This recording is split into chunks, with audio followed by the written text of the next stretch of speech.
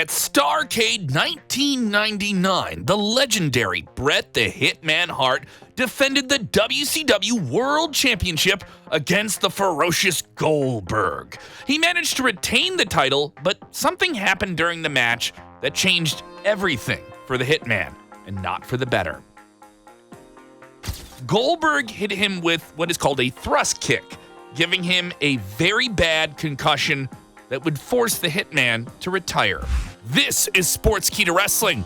I'm Kevin Kellum. Let's get into why Bret The Hitman Hart has such an issue with Goldberg. Initially, some felt that Bret The Hitman Hart held no ill will towards Bill Goldberg, but as time went on, he grew increasingly resentful of the former Universal Champion, maybe for contributing to what people felt was the end of Hitman Hart's in-ring career. Bill Goldberg made his WCW debut in September of 1997, and it was easily the biggest debut in WCW history. You think you know all the wrestling stories? There's more you haven't heard yet. Join us on Backstage Pass. He went on a monumental undefeated streak, winning the WCW World Heavyweight Championship in front of a massive audience in Atlanta, Georgia, by defeating Hollywood Hulk Hogan. Doesn't get any bigger than that. In just a few short years after joining WCW, Goldberg became one of the hottest names in professional wrestling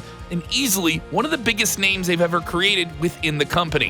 1997 was a busy year for Bret Hart as well. Of course, he had to endure the WWE infamous Montreal Screwjob at Survivor Series, exiting the company while being filmed for a documentary and jumping to their rival. It was a wild and tumultuous year for Bret Hart, but here he was in a new big-time wrestling promotion, and he was already a huge name in the industry, up there with the likes of Hogan and Flair himself. He was yet another major name from WWE that made the leap to WCW. As Bret Hart settled into the confusing and stressful political world of WCW's backstage culture, tragedy would strike in May of 1999 when his brother and still WWE superstar Owen Hart would pass away in a sad accident during an entrance at WWE's Over the Edge pay-per-view event. 1998 would see Bret Hart fight, win, lose, and regain the WCW United States Championship. But an odd-fellow relationship with Bill Goldberg would develop. A match between Hart and Goldberg was inevitable. They would eventually face on a Nitro tournament match to ascend to the world title in October, which Hart won, but there was interference from Sid Vicious and the Outsiders, with Bret Hart laid out on the outside of the ring, not necessarily being ethically involved, but benefiting from it. However, there was their next encounter that became the real talking point. Before they would get to that match, though, Hart won the WCW Championship and defended it against Goldberg at Starrcade, with a path building to the title match in December, seeing them win the WCW World Tag Team titles, only to lose them to the Outsiders, Kevin Nash and Scott Hall, who cheated to do so. Time came, though, for them not to be friendly anymore. No more interference. It was Goldberg, it was Hart, it was the WCW World Title main event for Starrcade. The Hitman versus the Master of the Jackhammer, finally clashing for the big gold belt at the MCI Center in Washington, D.C. This was a fairly unique scenario to have two big babyface fan favorites tangling for the world title prize. But despite the generally confusing storylines that would follow in the year 2000, WCW was dialed in here with a simple presentation. They both wanted to be world champion. Bret Hart claimed he wanted to prove in WCW that he was the best there is, the best there was, the best there ever will be, and the excellence of execution wanted to do that against the powerhouse of Goldberg, and to ensure that interference that had been a part of the road to get to this match would not be a determining factor, the match would be no DQ. Now, outside of the ring, there were some issues. Goldberg had developed a slightly negative reputation within the working circles of wrestling as maybe being reckless or hurting his opponents with stiff movement. Yes, things that were supposed to make it look real felt real.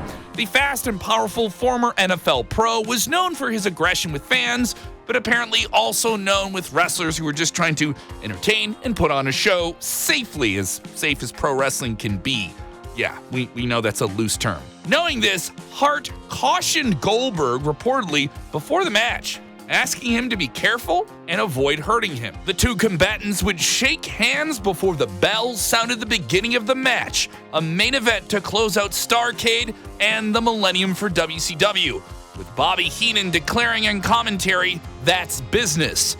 But the business that would follow would have life-altering consequences for one of them. Goldberg and Hart would brawl around the ring, actually inadvertently knocking down a referee. Another referee would have to come into the match, Charles Robinson, only for him to be replaced by a legendary special guest referee, Rowdy Piper. However, Hart took a thrust kick to the head by Goldberg, leading to a serious concussion. But he didn't realize the full extent of the injury at the time. Yes, he wasn't clearly knocked out, but the blow was landed. He carried on with the match, locking Goldberg's massive legs in a figure 4 leg lock around the steel ring post. In Bret Hart's autobiography, Hitman, My Real Life in the Cartoon World of Pro Wrestling, he detailed the inner workings of the match with Goldberg. "I fired Goldberg into the ropes. He reversed me. I heard him call, 'Watch the kick.' I had no idea what kind of kick he meant, and there wasn't much room coming off the ropes. Goldberg's right foot flew just under my right hand. Wham."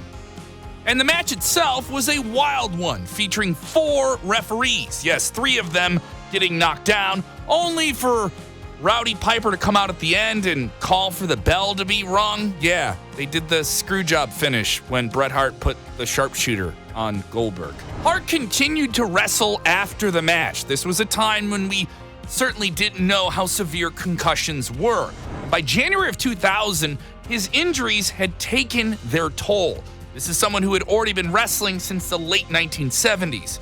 And these injuries, the most recent ones, were forcing him to relinquish the WCW Championship, and by October of that year, he announced his retirement. Ironically, his final WCW television appearance was in September of 2000, an episode of Thunder, in an interview where he would confront Goldberg about the injury he sustained months earlier. WCW would terminate Hart's high-paying contract via a FedEx letter in October of 2000 due to his ongoing incapabilities in the ring due to those serious injuries he suffered in the ring. Less than a week after this, he would officially announce his retirement. What happened to Bret Hart was really unfortunate. It would be the end of his real active in-ring wrestling career. He had already made a name for himself, was considered one of the best to ever do it, and arguably the best technical wrestler in big-time television pro wrestling. But still, he had to give the business too much of his body. Pro wrestling, as we all know, is a dangerous form of entertainment. Every pro wrestler, when they step through the ropes, takes an inherent risk with their bodies. Sometimes, this is what happens. Bret Hart has gone on the record talking about how Goldberg hurt him, ending his career in his autobiography book, saying that Goldberg hugged him and apologized for his actions. He even said that Bill is a good man. Goldberg also seemed very sorry for what happened. In an interview with Live Audio Wrestling in Canada, he talked about the incident, saying that will forever go down in history as the biggest mistake that I ever made in my entire life. For those who haven't heard me say it, I apologize profusely. God knows I put Bret Hart up on a pedestal where very few sit.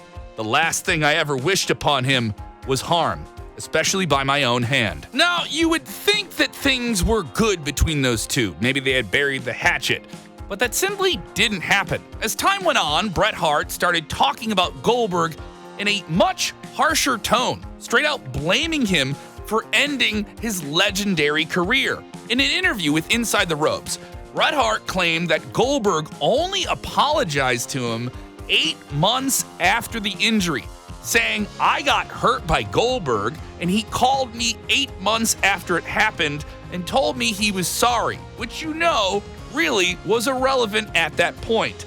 He never once called me after it happened. I don't think he ever understood, or I don't know that he even does now, or even cares that he honestly cost me $16 million in like 2 seconds and ended my career. While speaking on Stone Cold Steve Austin's podcast, Bret Hart continued harshly criticizing Goldberg even more, labeling him as one of the most unprofessional wrestlers in the industry. He started that he always took great care of his opponents, even at the cost of injuring himself, and wished others, especially Goldberg, had done the same.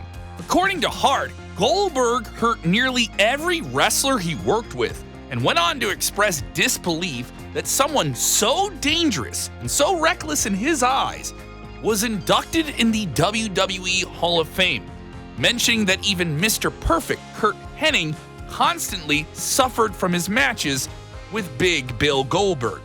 Hart also blamed WCW head honcho at the time, Eric Bischoff, for Goldberg's reckless behavior. Once again, we have to bring up that word reckless. In multiple interviews, Bret Hart criticized Bischoff and other WCW officials for failing to push Goldberg to improve in his lack of execution. Despite the repeated use of risky moves and matches, no one, including Bischoff, ever reportedly intervened at the safety of Goldberg's opponents. Now, that is speculative.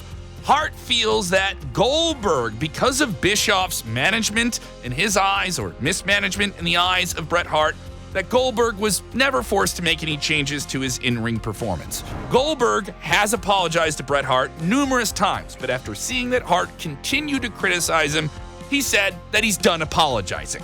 In an interview with Talk Is Jericho, the former WWE Universal Champion was asked if Hart's resentment affects him. Goldberg admitted that he can somewhat understand Bret's anger and resentment, but after years of trying to make things right, he's decided he's done with it. Goldberg explained he's no longer going to keep beating himself up over it.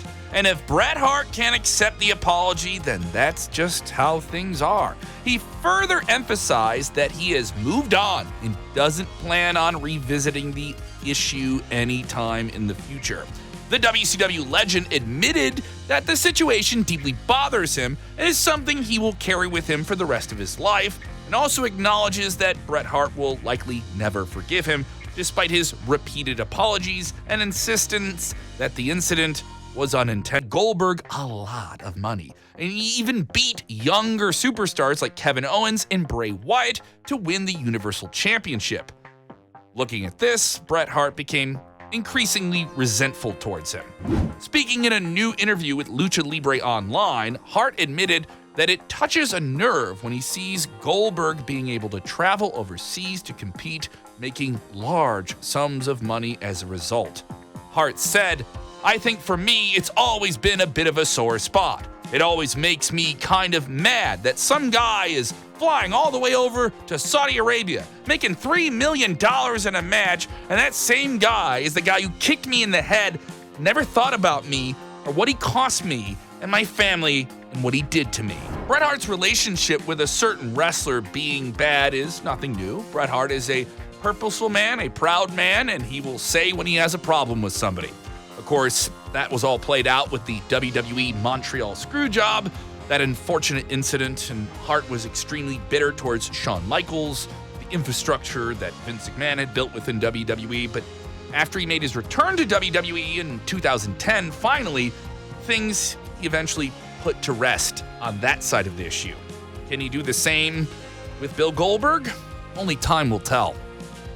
What's your favorite match from Bret Hart? What's your favorite match from Bill Goldberg? Let us know in the comments below. What do you think Bret Hart's career would have been like if he kept wrestling past that incident in 1999?